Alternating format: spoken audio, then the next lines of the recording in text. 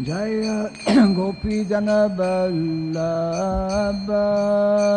Girivara Dhari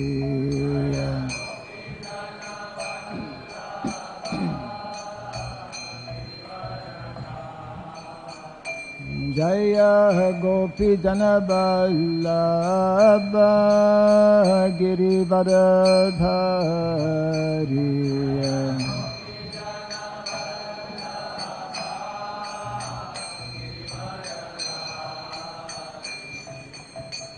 Yashodanandana Brajajana Ranjana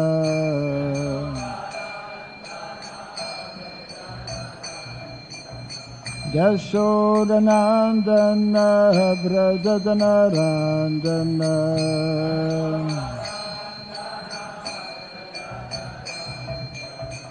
Jamuna Tira Vanam Chari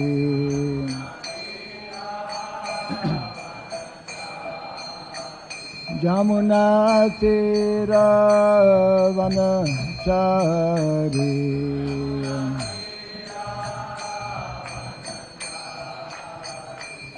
Jai Radha Madhava Kunja Bihari Radha Madhava Jaya Radha Madhava Kunda Bihari Radha Madhava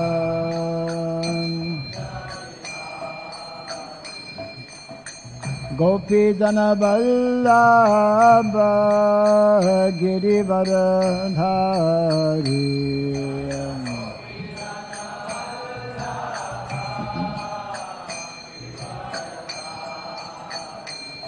Jaya Gopi Jana Vallabha Girivara Dhari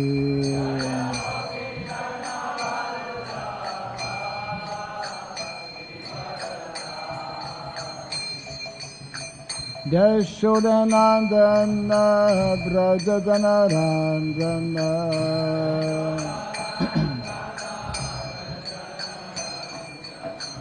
Yashodanandana Brajajana Ranjana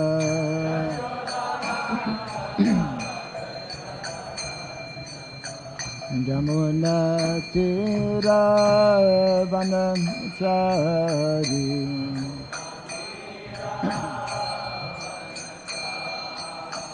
Jamuna Tira Vanachari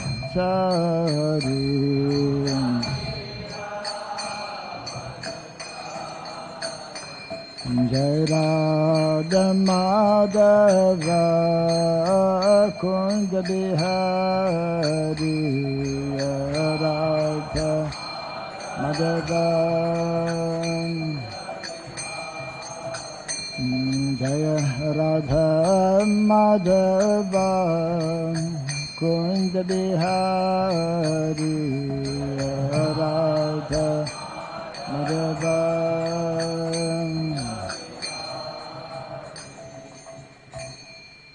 Hare Krishna, Hare Krishna, Krishna Krishna, Hare Hare, Hare Rama, Hare Rama, Rama Rama, Hare Hare.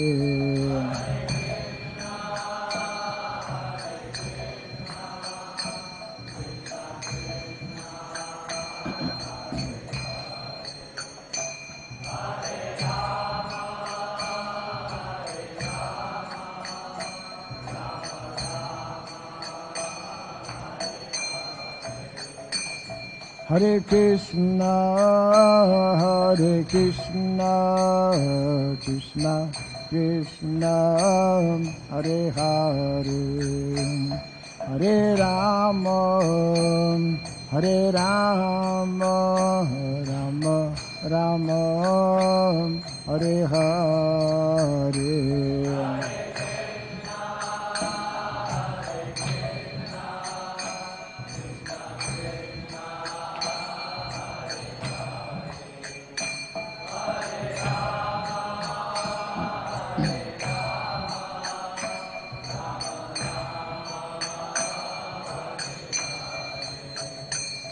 Hare Krishna, Hare Krishna, Krishna Krishna, Hare Hare, Hare Rama, Hare Rama, Rama Rama, Hare Hare.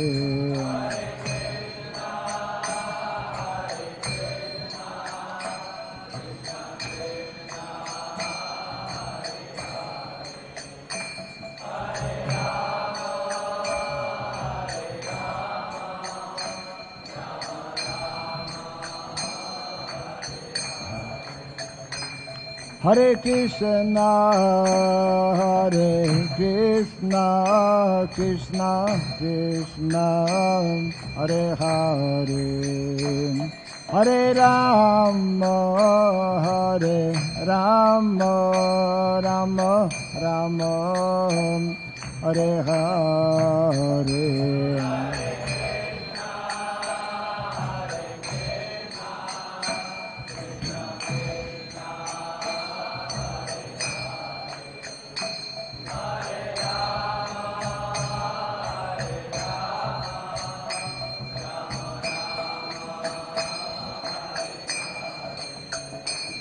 Hare Krishna, Hare Krishna, Krishna Krishna, Hare Hare, Hare Rama, Hare Rama, Rama Rama, Hare Hare.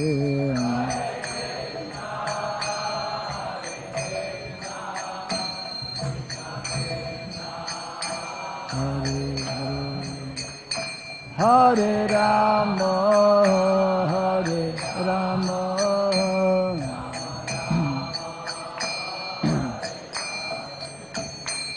Hare Krishna, Hare Krishna, Krishna Krishna, Hare Hare, Hare Rama, Hare Rama, Rama Rama, Hare Hare.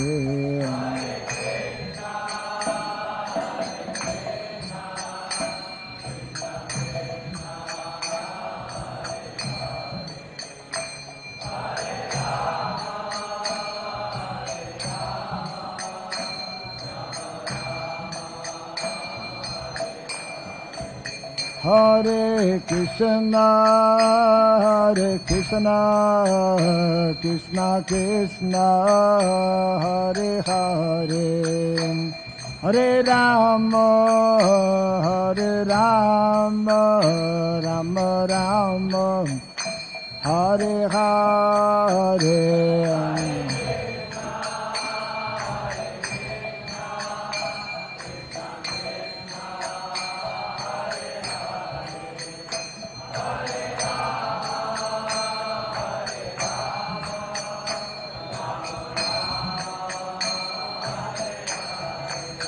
Hare Krishna, Hare Krishna, Krishna Krishna, Hare Hare, Hare Rama, Hare Rama, Rama Rama, Hare Hare.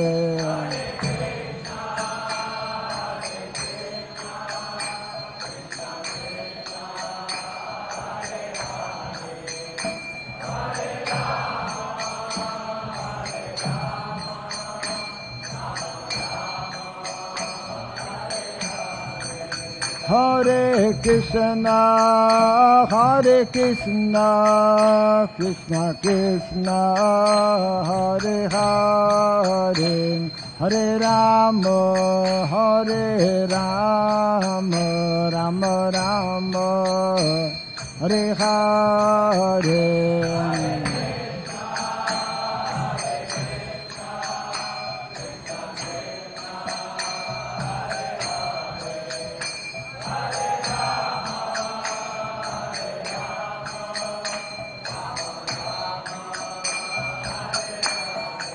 Jaya Radha Madhava Radha Madhava Radhe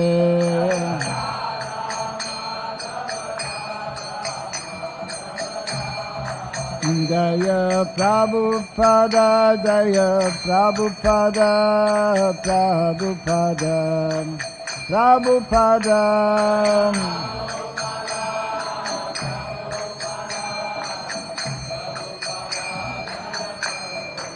Prabhupada, Prabhupada, Prabhupada, Prabhupada.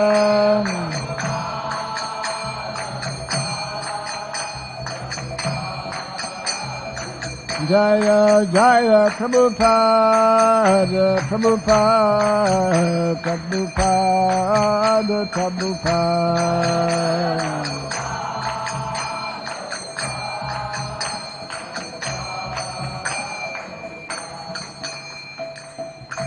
Gaur Pimanande, Jayam Vishupata Paramahamsa, Parivrajagacharya Stotra Satya Sri Simad, His Divine Grace, Srila Boy Charanarvind Bhakti Vedanta Swami, Srila Prabhupada ki, Ananta Koti Vaishnava Vrinda ki, ISKCON Devotee Founder Acharya's Divine Grace, Srila Prabhupada ki, Namacharya Srila Haridas Thakur ki, Samaveta Bhakti Vrinda ki, Harinam Sankirtan ki, Granthara Srimad Bhagavatam ki, Janitai Gaura Primanande, all glories to the assembled devotees, all glories to the assembled devotees, all glories to the assembled devotees, all glories to Sri Guru, to Sri Gauranga, all glories to Srila Prabhupada. Hare Krishna, it's our great fortune to have amongst us His Holiness Bhakti Raghav Swami Maharaj. Maharaj's introduction. Maharaj was born in a French-Canadian Roman Catholic family. After graduating from the University of Ottawa, he worked as a social worker for some time. He carried the same philanthropic spirit even after joining ISKCON. His exterior of gentle, soft speech, wit and disarming humor hides a strong personality brimming within with determination stilled by conviction in his Guru, Srila Prabhupada's instructions and Shastra. He pioneered a spiritual revolution by taking Srila Prabhupada's message to interior villages of India, especially in the states of Orissa and Bengal. Undeterred by linguistic barriers and physical challenge of having just one leg, he set up more than 1200 Namhatta Sanghas, congregational centers in his early days of preaching. He then successfully pioneered the Bhaktivedanta Youth Services, BYS, to help make the youth of India aware of their rich spiritual heritage. He has been seriously practicing Krishna consciousness for close to 45 years, beginning his journey in 1974. Displaying the same inspirational enthusiasm, he helped spread awareness and to manifest Srila Prabhupada's 50% mission, the Daiva Varnashram Dharma. He has now set his heart to launch the economy and every individual on the trajectory of sustainable growth by keeping Krishna, Gomata and Bhumata at the center of their lives. He has been instrumental in the setup of successful devotee farm communities in Indonesia and Cambodia and now in India. There are several farm communities which seek guidance from him. He initiated the global Om Shri Surabhi campaign to spread awareness about the glories of our mother cow and our complete dependence on her for our spiritual, material and economic survival. He travels extensively across the world to spread the message. He also initiated Shri Govinda Gau Gram Prachar Yatra to reinforce the Om Shri Surabhi campaign and cause of Bhumata besides spiritual emancipation in the 108 Indian villages in the states of Telangana, Andhra, Orissa, Bengal and Madhya Pradesh. He is an educationist, spiritualist, social activist and prolific author of several books and articles. Now he pursues his doctoral research in sociology from Osmania University in India. His presentation in this regard have received great adulation and been appreciated for their fresh outlook and effective presentation by the intelligentsia. Displaying the unique combination of knowledge and simplicity, he is a rare person inspiring love towards the God. As a part of his PhD on Vedic sociology from Osmania University, Maharaj will be covering 108 villages for survey. Till now 64 villages in India and 10 villages abroad are covered. In this Pune visit, he will be covering 7 villages around Nigadi, Vella and Saswad. Maharaj has written quite some books here. After the lecture, those devotees who want, they can take the book. Maharaj will be personally signing also. So let us welcome His Holiness Bhakti Raghav Swami Maharaj by loudly chanting Hari Bol, Hari Bol, Hari Bol. Om Agyanatimirandasya Gyananjana Shalakaya Chakshurunmilitam Jena Tasmai Sri Gurave Namaha Sri Chaitanya Manobhistam Stapitam Jena Bhutale Swayam Rupa Kadamahyam Dadati Swapadantikam Vandeham Sri Guru Sri Juta Padakamalam Sri Gurun Vaishnavam Scha Sri Rupam Sagrajatam Sahagana Ragunatam Vitam Tvam Sajivam Sadvaitam Savadutam Parijana Sahitam Krishna Chaitanya Devam Sri Radha Krishna Padam Sahagana Lalita Sri Vishakhanvitam Scha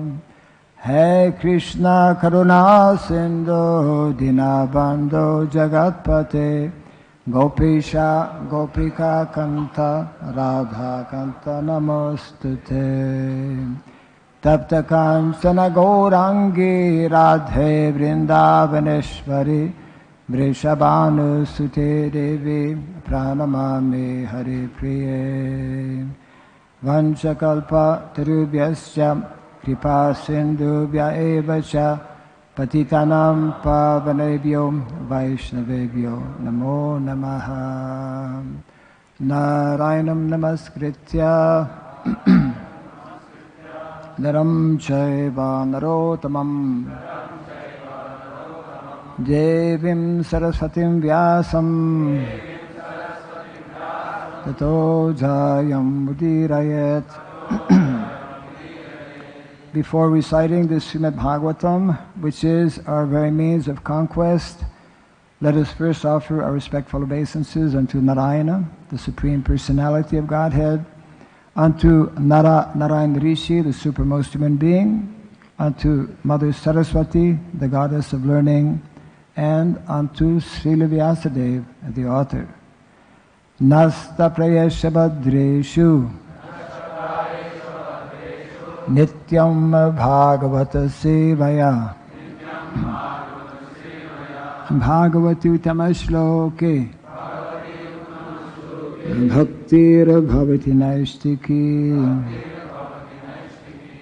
By regularly hearing the Srimad Bhagavatam and by rendering service unto the pure devotee, all that is troublesome within the heart becomes destroyed practically to nil, and loving devotional service unto the Supreme Lord, who is praised with transcendental songs, becomes established as an irrevocable fact.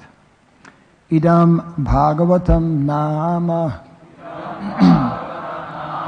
Puranam Brahma Samhitam Uttama Shloka Charitam Chakara Bhagavan Rishi Nishreyasaya Lokasya Dhanyam Swaschayanam Mahat. This Srimad Bhagavatam, known as the Grantaraj, the king of all Vedic literatures, is the literary incarnation of God. It is compiled by the incarnation of God, Srila Vyasadeva. It is meant for the ultimate good of all people. It is all successful, all blissful, and all perfect. Sri Krishna Chaitanya, Prabhu Nityananda, Sri Advaita Gadadhara, Sri Vasadi Gaura Bhakta Vrinda. Hare Krishna, Hare Krishna, Krishna Krishna, Hare Hare, Hare Rama, Hare Rama, Rama Rama, Hare Hare. Om Namo Bhagavate Vasudevaya. Om Namo Bhagavate Vasudevaya. Om Namo Bhagavate Vasudevaya. Om Shri Surabhyay Namaha. Om Shri Surabhyay Namaha. Om Shri Surabhyay Namaha. Mukham karoti vasalam pangum langayate girim yat kripa tamaham bande Shri Gurum Dinataranum yat kripa tamaham bande Shri Gurum Dinataranum. Hare Krishna.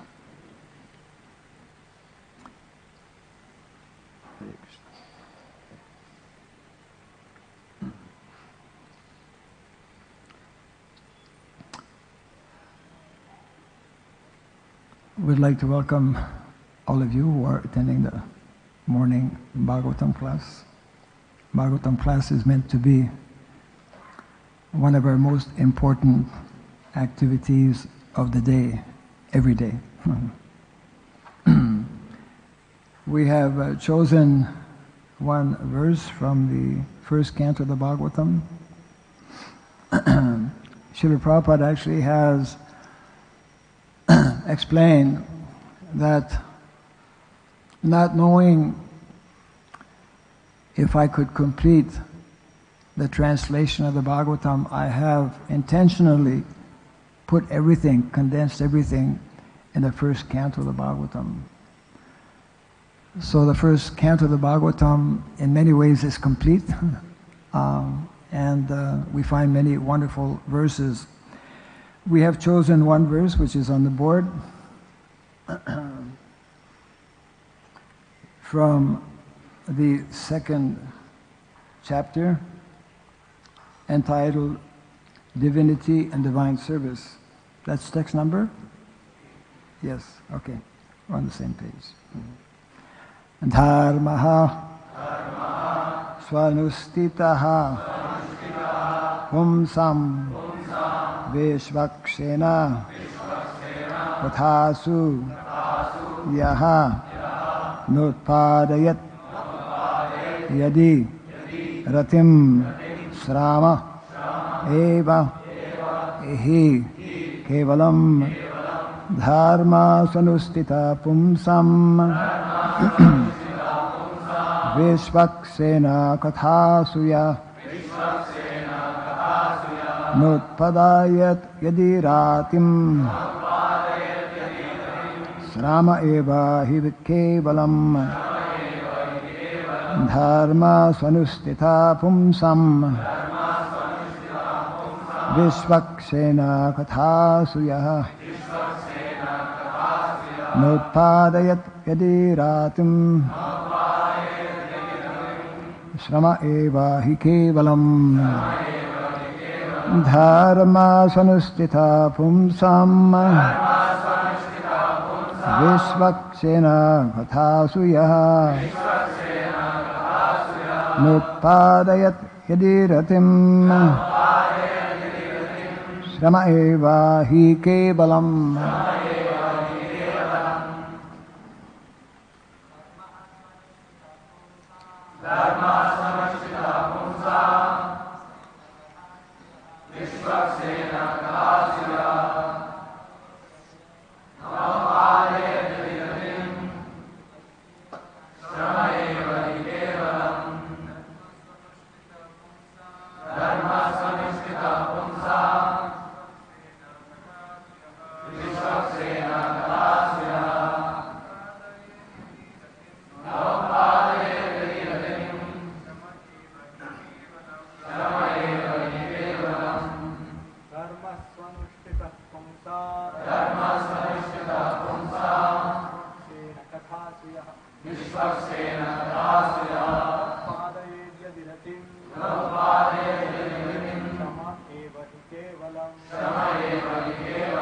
Ladies.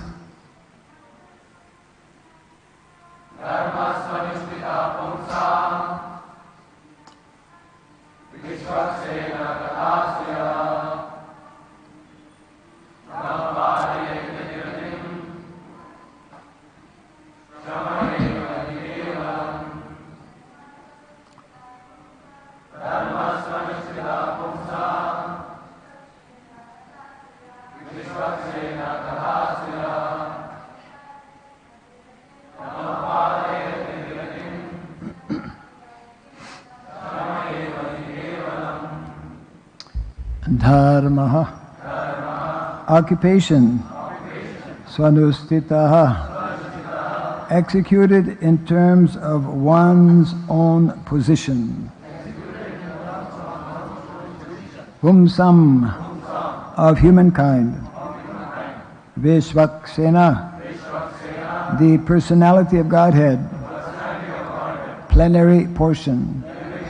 Kathasu, in the message of Yaha, what is, na, not, utpadayat, does produce, yadi, if, ratim, attraction, sramaha, useless labor, eva, only, he, certainly, kevalam, entirely. Translation and purport by His Divine Grace A.C. Bhaktivedanta Swami Srila Prabhupada Ki. The occupational activities a man performs according to his own position are only so much useless labor if they do not provoke attraction for the message of the personality of Godhead. Kindly repeat after me. The occupational activities a man performs according to his own position are only so much useless labor if they do not provoke attraction for the message of the personality of Godhead. Purport. There are different occupational activities in terms of man's different conceptions of life. To the gross materialist, who cannot see anything beyond the gross material body, there is nothing beyond the senses. Therefore, his occupational activities are limited to concentrated and extended selfishness. Concentrated selfishness centers around the personal body. This is generally seen amongst the lower animals. Extended selfishness is manifested in human society and centers around the family, society, community, nation, and world with a view to gross bodily comfort. Above these gross materialists are the mental speculators who hover aloft in the mental spheres, and their occupational duties involve making poetry and philosophy and propagating some ism with the same aim of selfishness limited to the body and the mind. But above the body and mind is a dormant spirit soul, whose absence from the body makes the whole range of bodily and mental selfishness completely null and void. But less intelligent people have no information of the needs of the spirit soul. Because foolish people have no information of the soul and how it is beyond the purview of the body and mind, they are not satisfied in the performance of their occupational duties. The question of the satisfaction of the self is raised herein. The self is beyond the gross body and subtle mind. He is a potent, active principle of the body and mind. Without knowing the need of the dormant soul, one cannot be happy simply with emolument of the body and mind. The body and the mind are but superfluous outer coverings of the spirit soul. The spirit soul's needs must be fulfilled simply by cleansing the cage of the bird. One does not satisfy the bird. One must actually know the needs of the bird himself. The need of the spirit soul is that he wants to get out of the limited sphere of material bondage and fulfill his desire for complete freedom. He wants to get out of the covered walls of the greater universe. He wants to see the free light and the spirit. That complete freedom is achieved when he meets the complete spirit, the personality of Godhead. There is a dormant affection for God within everyone. Spiritual existence is manifested through the gross body and mind in the form of perverted affection for gross and subtle matter. Therefore, we have to engage ourselves in occupational engagements that will evoke our divine consciousness. This is possible only by hearing and chanting the divine activities of the Supreme Lord. And any occupational activity which does not help one to achieve attachment for hearing and chanting the transcendental message of Godhead is said herein to be simply a waste of time. This is because other occupational duties, whatever ism they may belong to, cannot give liberation to the soul. Even the activities of the Salvationists are considered to be useless because of their failure to pick up the fountainhead of all liberties. The gross materialist can practically see that his material gain is limited only to time and space, either in this world or the other. Even if he goes up to the Svargaloka, he will find no permanent abode for his hankering soul. The hankering soul must be satisfied by the perfect scientific process of perfect devotional service. Translation again. The occupational activities a man performs according to his own position are only so much useless labor if they do not provoke attraction for the message of the personality of Godhead.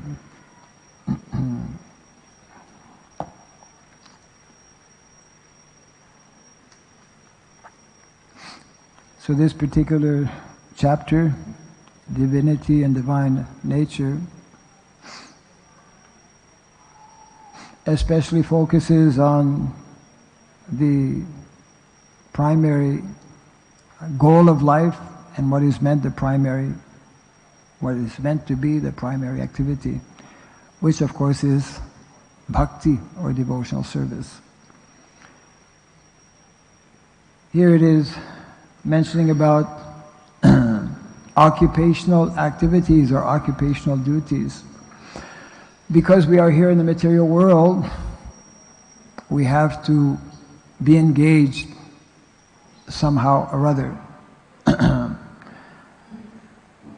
And for devotees, sometimes it becomes a dilemma, especially when we join a temple and we come to know about this very rare gift of bhakti or devotional service, which, as we come to find out, is only attained after many, many lifetimes. Brahmanda brahmite kono bhagyavan jeev Guru Krishna prasade pai bhakti lata bij. This seed of bhakti is attained after a very long period of time. And sometimes when one finally does come in contact, as all of us who are sitting here have all had this great fortune of coming in contact with this knowledge of Krishna consciousness, otherwise we would not be sitting here.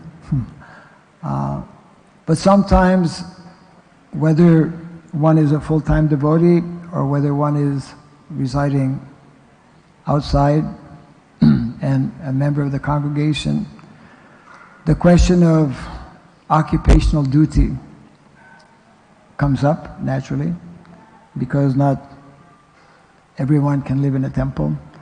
Majority of common people and the majority of our own devotees are actually engaged in so-called material activities.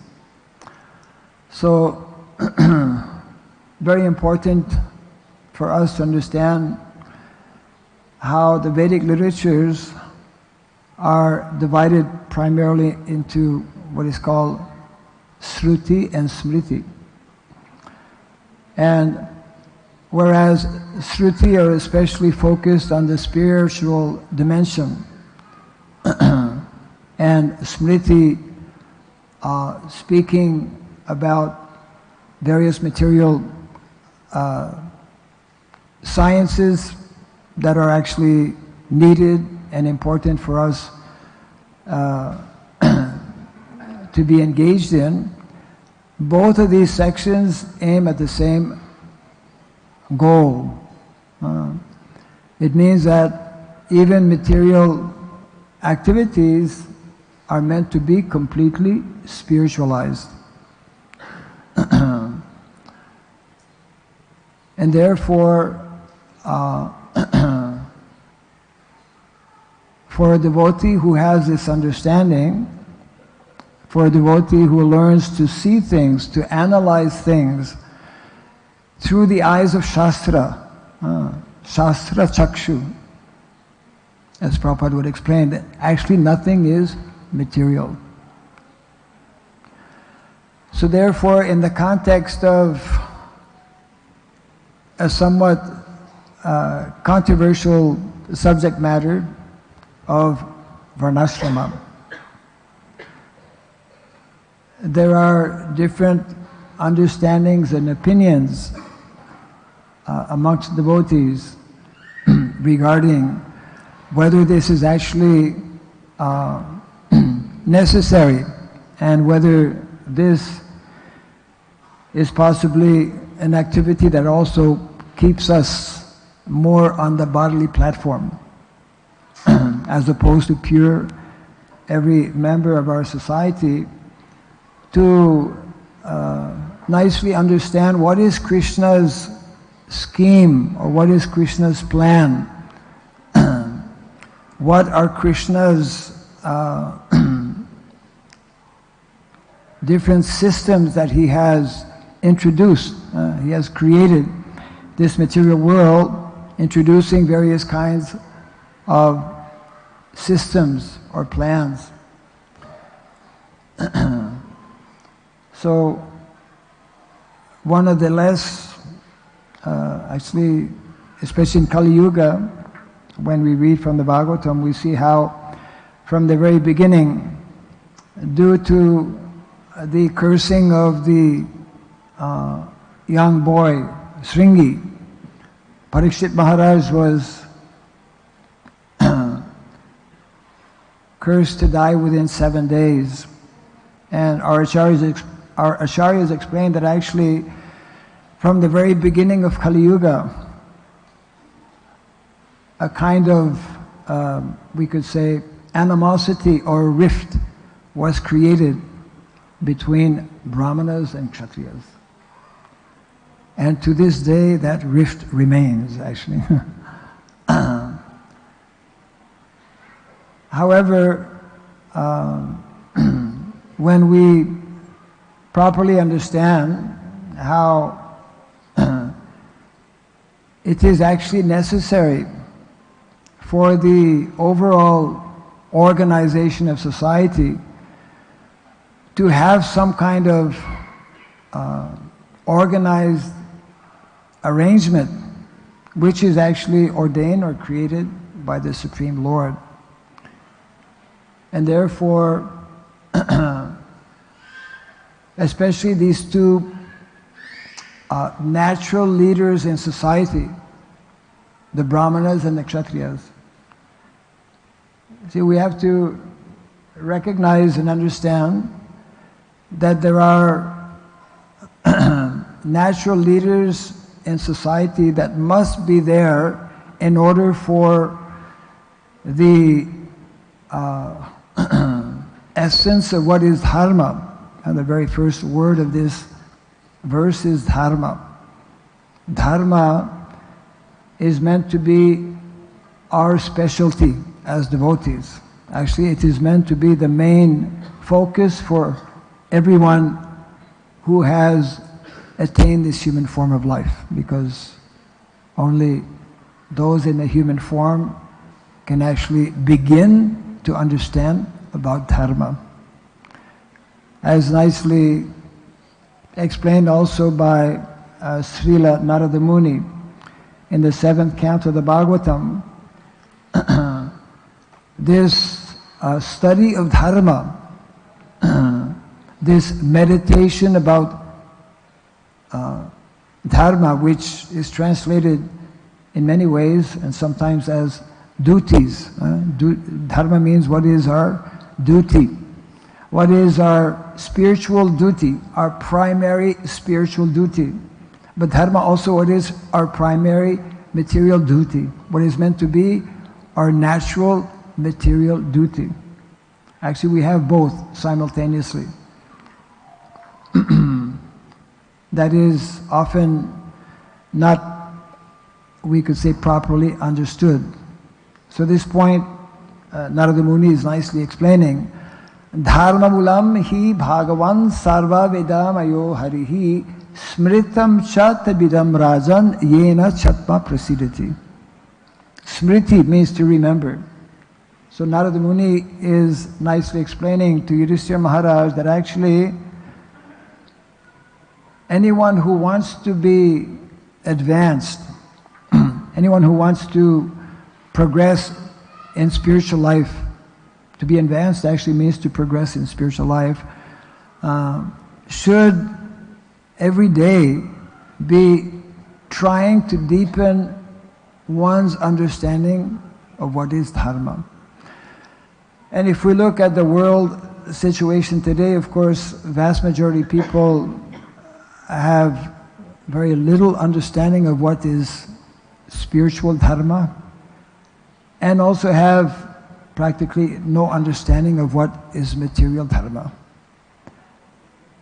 Those of us, once again, who are greatly fortunate to have come in contact with this knowledge of Bhagavad Gita and Srimad Bhagavatam, especially considering the situation in the world today, where there is an ongoing major deviation from both the proper spiritual understanding of life as well as the proper material understanding in terms of what we should be doing, what kind of engagement or work we should be taking, what is actually meant to be economic development, for example, in society, and ultimately, of course, how people can be happy. The devotees are in a very unique position, and Srila Prabhupada has explained this as well. Devotees are in a unique position to understand perfectly the spiritual dimension of what dharma is, which ultimately, of course, as mentioned here, must lead us to pure bhakti, pure devotional service. And also, which is less understood very often, unfortunately, devotees are also meant to be uniquely positioned to analyze and instruct general society, and especially those who are in leadership position, because that's meant to be one of our primary responsibilities. As ISKCON is meant to be representing especially the Brahminical culture.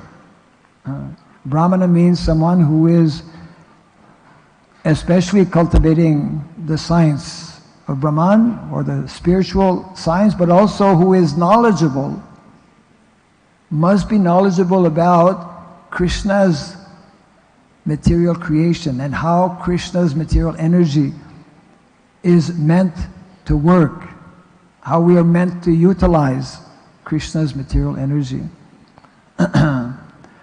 So therefore, as we travel, as was mentioned a little earlier, we have this ongoing program called Dharma Gogram Yatra. And although most of the time I am in villages, not in the cities, but occasionally I make an appearance in some temple like Pune today. But it's very important for our devotees to add this dimension. What is this dimension I'm referring to? This dimension of what Prabhupada calls material swadharma. One of our devotees who is a qualified, professional, experienced Kaviraj, Ayurvedic doctor, was recently visiting. He gives seminars at different times, and was recently visiting one of our temples, giving 2 days of seminars and discussions on health matters and diet and food and whatnot, which for many devotees was somewhat of a revelation. And which is very important, because if this machine, this body machine is not working properly, we cannot engage that body nicely, properly in Krishna service, isn't it? So we have yet to properly realize and understand how our Vedic culture, as ordained by Krishna, as arranged by Krishna, is meant to be, and is actually, has always been, except for the last few hundred years, it's less visible or less easy to actually see or to understand, has always been an agrarian-based culture. Agrarian-based culture means that in the exact same way that the Supreme Personality of Godhead, Krishna, manifested his pastimes in Vrindavan, in the village of Vrindavan. On so many occasions, Prabhupada explains that this is actually meant to be this life of Vrindavan. Now Kartik is just around the corner. Many devotees are planning to go to Vrindavan. But very often devotees will miss this particular point, that Vrindavan is not only something that happens during the month of Kartik. Vrindavan is something that happens 12 months of the year.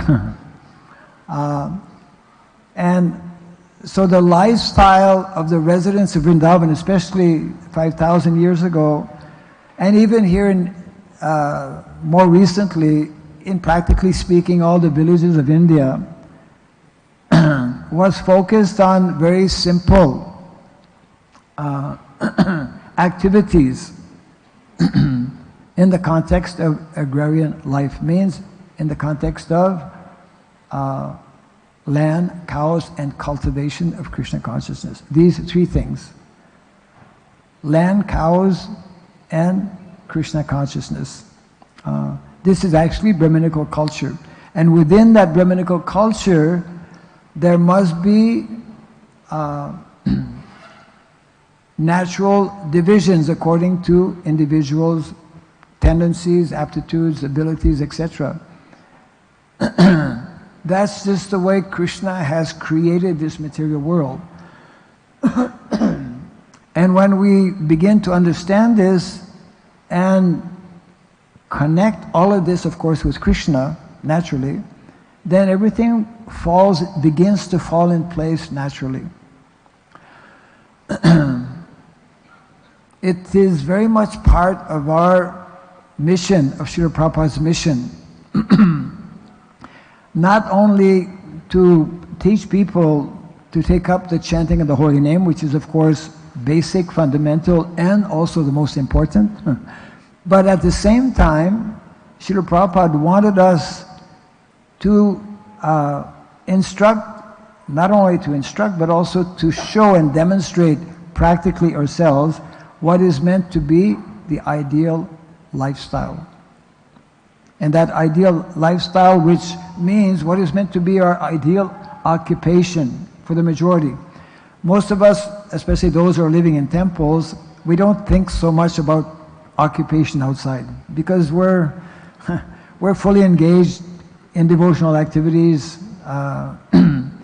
whether as brahmachari or grihastas who are also very much engaged in our temples. But we must understand Krishna's plan and Krishna's arrangement, Krishna's scientific arrangement for the vast majority of people who are not in our temples. And Prabhupada, of course, we all know, majority of people cannot live in our temples. And the majority of people need to be engaged in activities that will be ideally more suitable actually for their spiritual development. So therefore, Krishna's natural system that he has given to us of varna and asrama is most important for us to understand, and it begins in many ways, it begins in villages. And that's why we have this program, as I mentioned a few minutes ago, Dharma Gogram Yatra, because of course everything begins with Dharma, but very much part of Dharma is this connection or this understanding of our need to be connected with Krishna's plan, which is in terms of cows and land. Actually, immediately, this may not be so easy to understand. And some devotees may say that, or may think that this is really not so essential also. But actually, if one is not living in a temple, if one is having to live outside, especially as a householder, which is the dilemma actually for the vast majority of our householders, due to the unnatural setup that is presently existing today, we find ourselves, majority of our householders find themselves engaged in far from being ideal occupations. In many ways, actually, as devotees and as a society, if we are less understanding this aspect or this dimension, it means that we are allowing society to continue going in the wrong direction. In other words, we have a special responsibility because of these literatures to, first of all, of course, understand ourselves very clearly that society needs to be redirected. Society needs to be redirected in the opposite direction of where it is going today. We all know that more and more people are, for various reasons, leaving the villages, going in the cities. ISKCON should actually be in the forefront of actually starting a movement back to the village. This is not utopia. This is not, as some may think, going backwards. Actually, real advancement, if we look at how villages in India and how those residing in villages in India before 200 years, before what we call the age of the Industrial Revolution started, life in villages was very ideal. People were very peaceful, very well-mannered.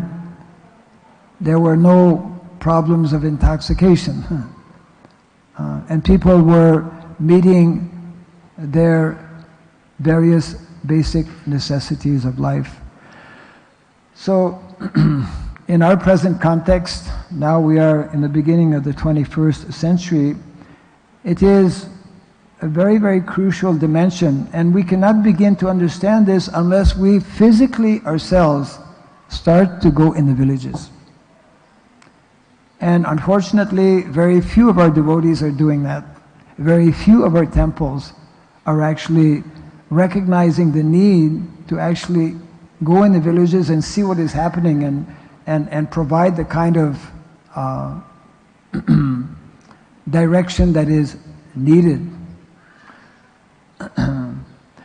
The world is, due to, the more we deviate from the basic principles of Dharma, then naturally the whole situation becomes extremely chaotic, as it is today. And that is why Srila Prabhupada had such great hope for this movement. Actually, Prabhupada considered that besides this movement, the world will simply continue in the wrong direction. We should have this conviction and understanding, this knowledge, this very basic knowledge of Bhagavad Gita, Srimad Bhagavatam, whereby we are given the detailed explanation of what is, what is the psychological makeup of individuals in terms of the modes of material nature. There's no other book that explains about the gunas and the modes of material nature. That's why Bhagavad Gita is recognized, and we should know as devotees, as the most advanced book on psychology, in addition to philosophy.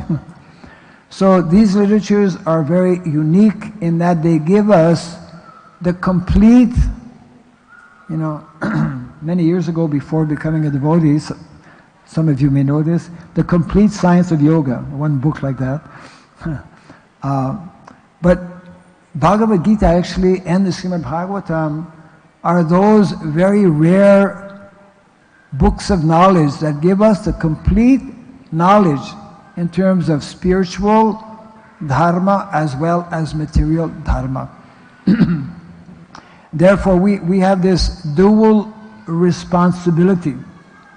We have this dual responsibility to teach this to the common people, knowing that actually the vast majority, Prabhupada mentioned that not everybody will become Krishna conscious.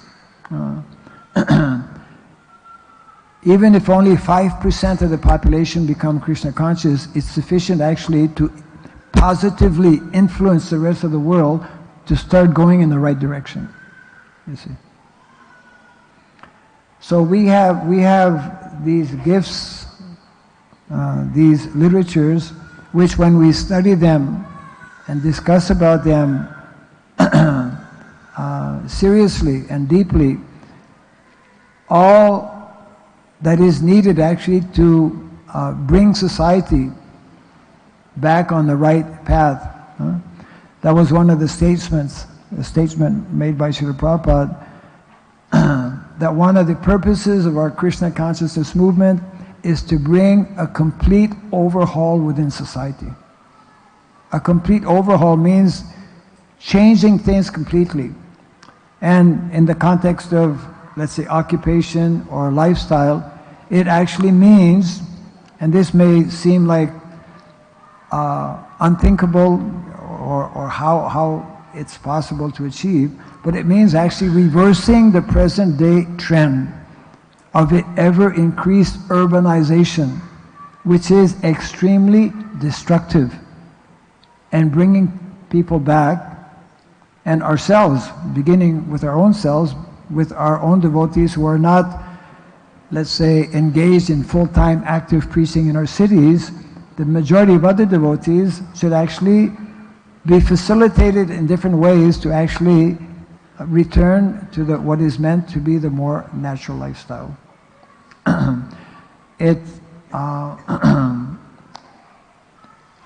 There are many things actually to be discussed in that respect, and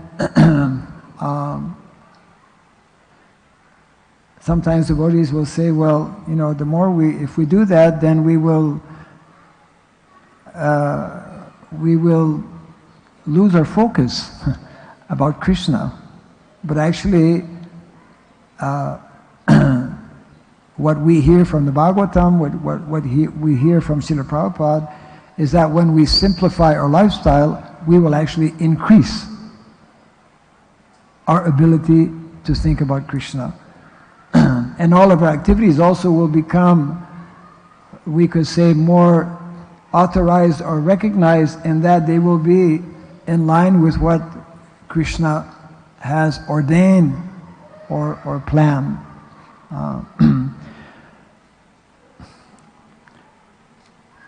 So we would like to encourage devotees actually to read especially some of these sections in the Bhagavatam where these subjects are more discussed, because there's really a very urgent need for our devotees and for our society also to be moving more in this direction. And this is my humble request to the devotees, and we can take possibly a few moments for any possible clarification, comments, or questions on what we have read or spoken about.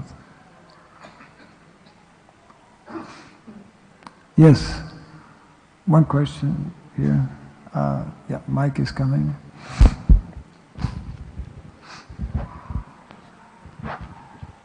Hare Krishna Maharaj. Maharaj, I just wanted to know how the transition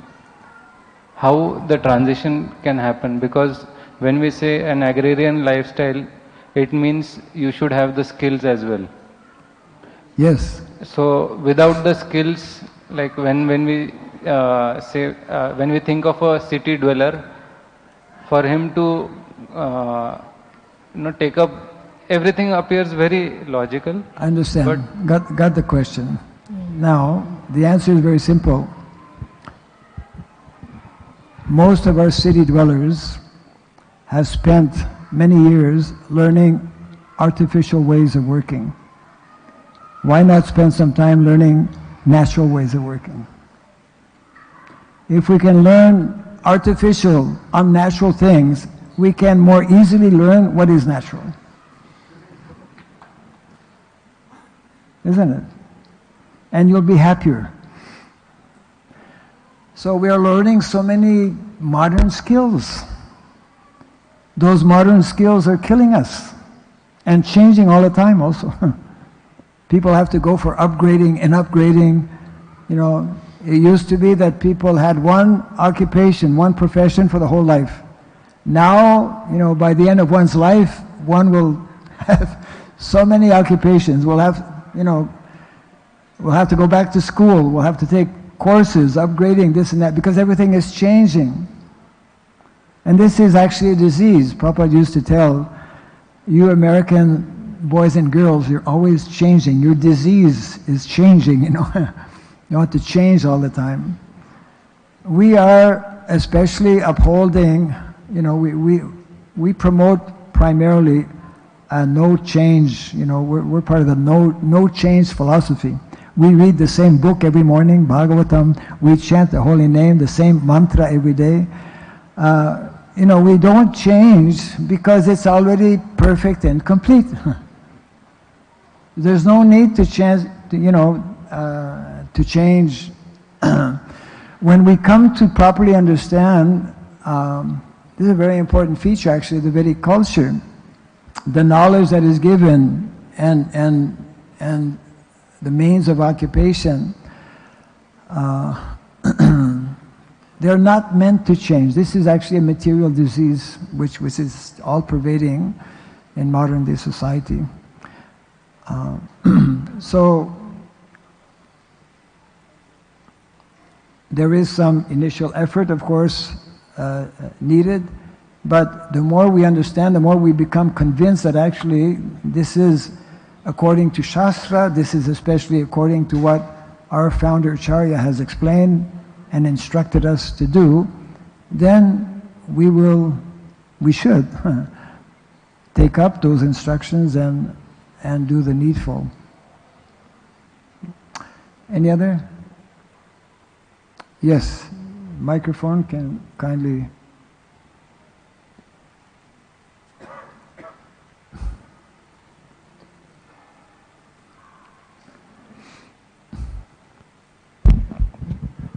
Hare Krishna Maharaj. I'm from a village in Odisha. Yes. And like in my childhood days, we used to work in the field while along with studies. But later on, I came to city and I'm doing a job here right now. Yes. Many people in my villages who are not studying, they used to engage in the field along with their parents. But right now, many of my village young people, children, they are right now in Gujarat. They are working in plastic industries. Different kinds of industries they are going and working. Yes. And it is sometimes dangerous also, somebody loses his fingers and such things, but they still want to earn money and do not want to work in the fields. Second thing is that the field is not increasing. For example, the amount of land we had, so it is the same. Actually it is decreasing because people are making houses there. So land is, the amount of land is same, and if we have to bring back those young children from the cities to back to the villages, in what practical ways, I mean, we can achieve that and make them engage in the land or do some activities in the village area?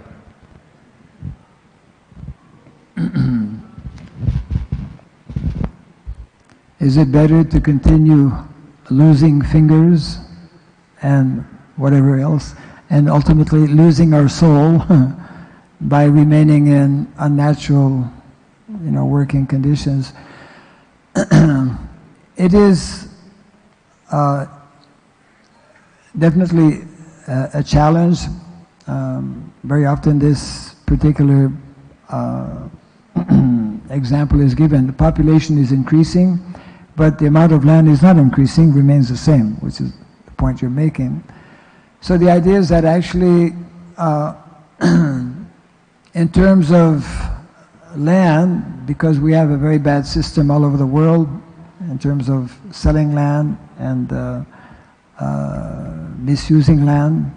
Here in India, practically speaking, all the land that was meant to be reserved for cows, this Gochar Bhumi, is no longer there. So it is a challenge. Therefore, still it does not negate the fact that this is meant to be the way that the vast majority of people are meant to live, and therefore there's still a lot of land that is not properly used. All kinds of challenges may be there, but we should be convinced that actually this is meant to be the natural way of doing things in terms of growing our own food, and therefore take whatever steps may be needed to find land in other places, not be attached to be at this one particular place.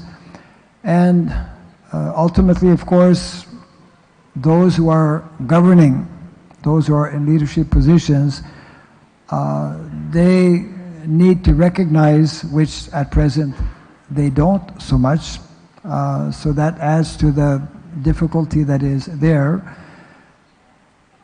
But devotees have to come together, especially those who have some leadership ability as leaders within our society, to look at the various challenges that are there to actually help to facilitate. That's why I was mentioning a little earlier, our householders especially, they need to be helped or facilitated in different ways. And acquiring land, either independently or collectively as devotees, is one option. Or our ISKCON society because traditionally land was governed by the king. It was under the control of the king, and one did not have to purchase land. Nowadays, as we know, that's one of the major challenges as well. You can't land is so expensive. Yeah. So devotees have to study, look at the situation and find different ways, like land in other countries is also expensive. Our devotees in Canada, for example, quite some years ago, it was a very good decision on their part.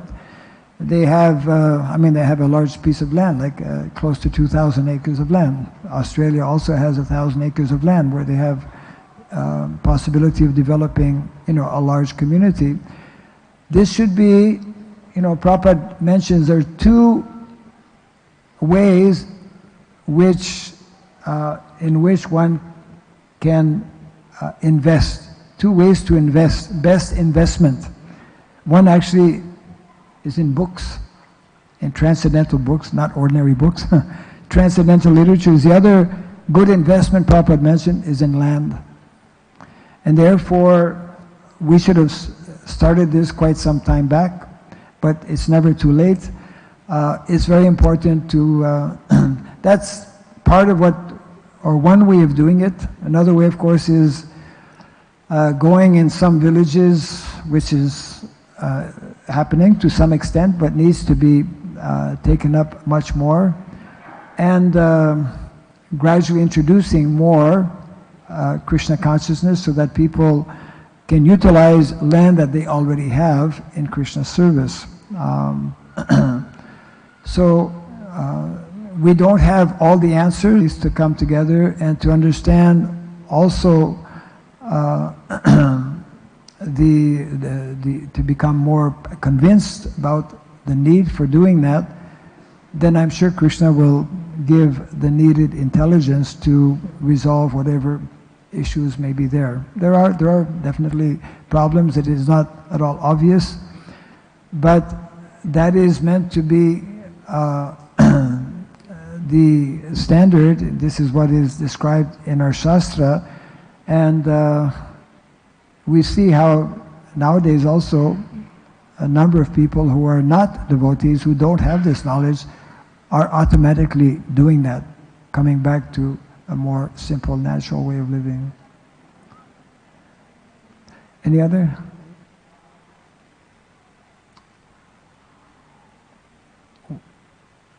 One hand is there? Yeah. Okay, 1 second. Hare Krishna Maharaj. Yes.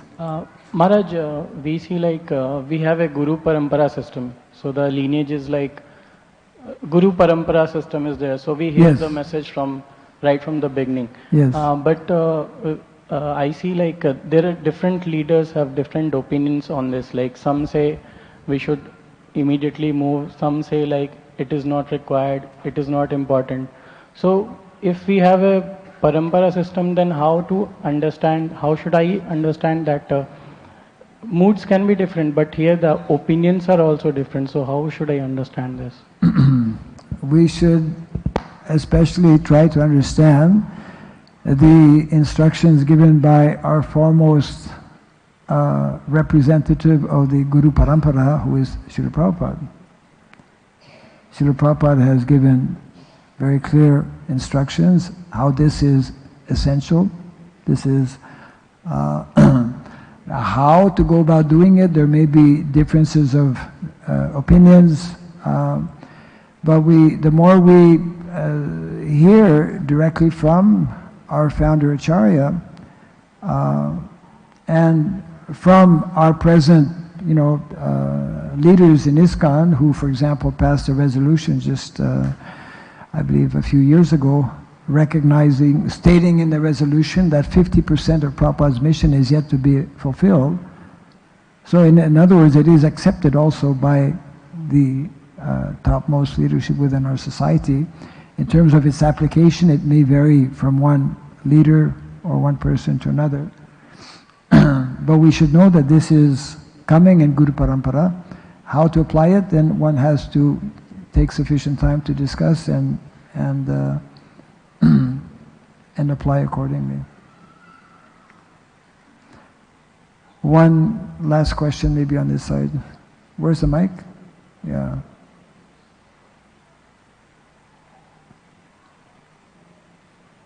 Yes. So this will be, yeah.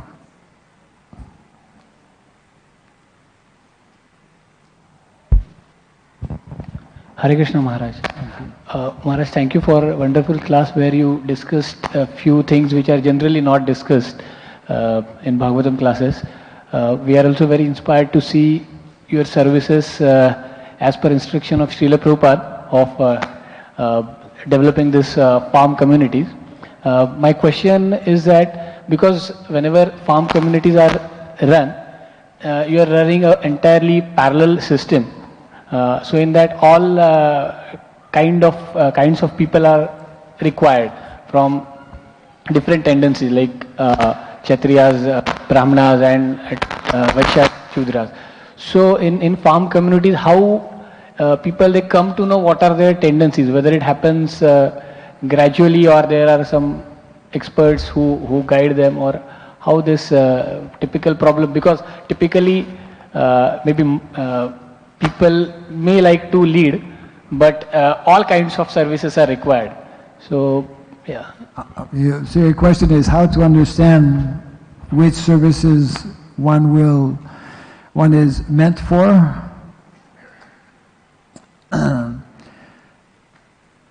Actually, unless one goes to a community, unless one goes to a village, unless one spends some time in a village environment, one will not understand.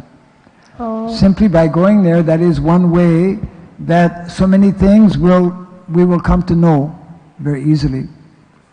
Second point also is that there is traditionally a system whereby at a certain age, for example, between the ages of 12 and 15, those who are the leaders, this is nicely explained actually by Srila Bhaktivinoda Thakur in terms of identifying, selecting and fixing one's varna. It's very important. Now we live in, a society of varna sankara. There's no understanding of what, everything is mixed up, confused. And even devotees sometimes ask, who am I? You're a spirit soul. But no, materially, what should I be doing?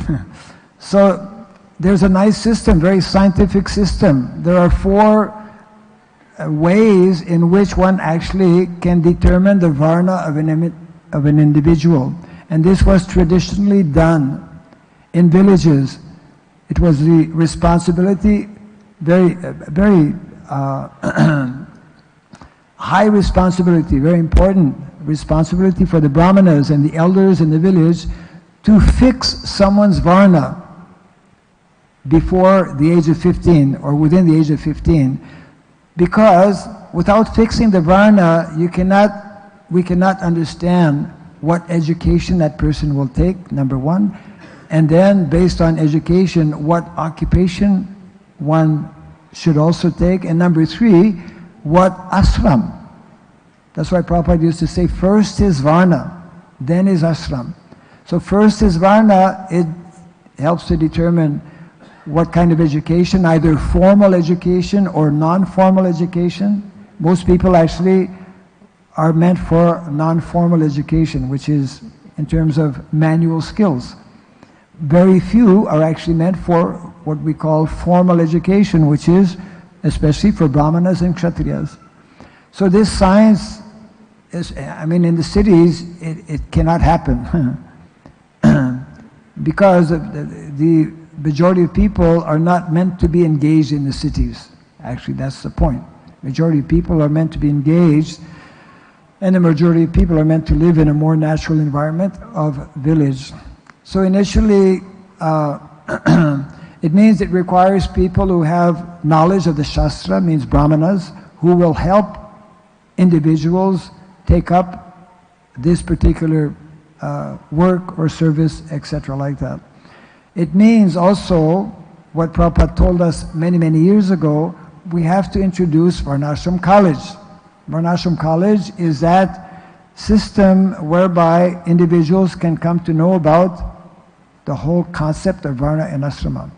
And in determining the Varna, this can be a topic after the class that we don't need to get into right now, but actually the Varna for boys is determined, not the Varna for girls. Because girls' Varna automatically is taken up when she gets married. She adopts the Varna of her husband.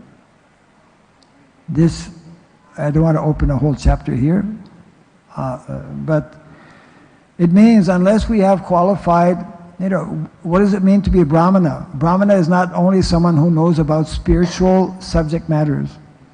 All of the different arts and sciences in terms of agriculture, in terms of cow care, is written actually by Brahmanas, by sadhus, rishis, This Krishi Parasara.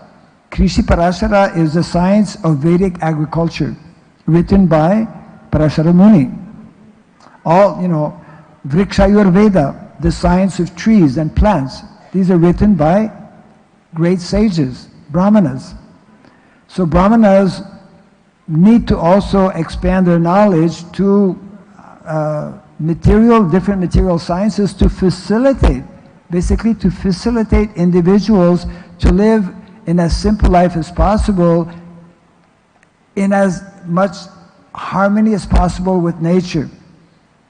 So when we don't have this knowledge, when we don't have these sciences, as we are doing today, we're just exploiting material nature. We're actually destroying material nature.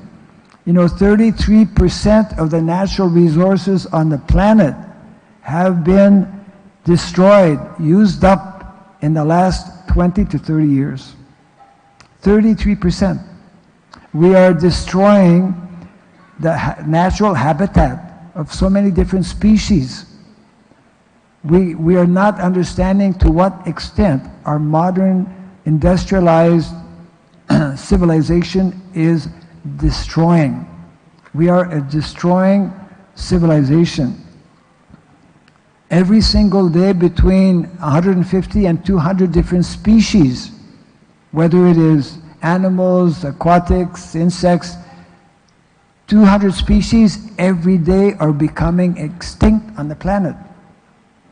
We're we're increasing the use of all kinds of machines, these cell phones. Cell phones are extremely destructive. They're especially destructive for children. Our parents should know this. If you are a responsible mother and father, you should not allow your child to use a cell phone or any such kind of machine. It destroys his ability. It impedes his natural ability to grow as a normal child. And now we see more and more children wearing glasses, isn't it? Before, people even at the age of 90, they could read some book. I was shocked when I visited one devotee in the hospital, and there was one elderly lady close to 100. She was reading without glasses. And now we have young children, at the age of 5 wearing glasses. So many things actually we're destroying. Nature, we're destroying ourselves as well. Just a quick, somebody sent this here. You were saying that ISKCON should work toward reversing the society, but technology is also being used in Krishna's service the wrong way, unfortunately. The concept of Yukta Vairagya comes in how to understand this, yes. Yukta Vairagya is there. We can utilize things in Krishna's service. Prabhupada utilized machines, etc. like that. But we should know that actually, simultaneously, most machines are actually destructive in so many ways.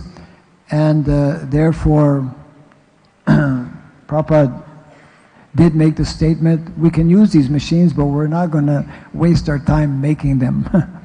In other words, we can do without them as well. For the time being, we can use them, but we should know that ultimately most machines the more we depend on machines, the more we utilize a lot of machines in modern day society without knowing how they are made, at what cost and labor, and all the gadgets that we have that are coming from China, for example. I mean, you just go and visit some of the factories there and see how people are living, and how many more and more people are committing suicide because of this unnatural way of being forced to work in factories, etc., like this. So this has to be understood properly, yukta vairagya. We can utilize money either for sense gratification, or we can utilize it in Krishna's service. But in terms of, there's two types of technology. There's the traditional, what we call soft technology, and there is the modern hard technology which is highly destructive. And we should know, as devotees, and minimize its use. I think we need to bring this to an end before somebody sends me another note, which which will be written. Maharaj, it's already, So thank you very much for being attentive. All glories to Srila Prabhupada. Jai Grantaraj Srimad Bhagavatam ki. Jai Srila Prabhupada ki. Gaura Premanande. Oh.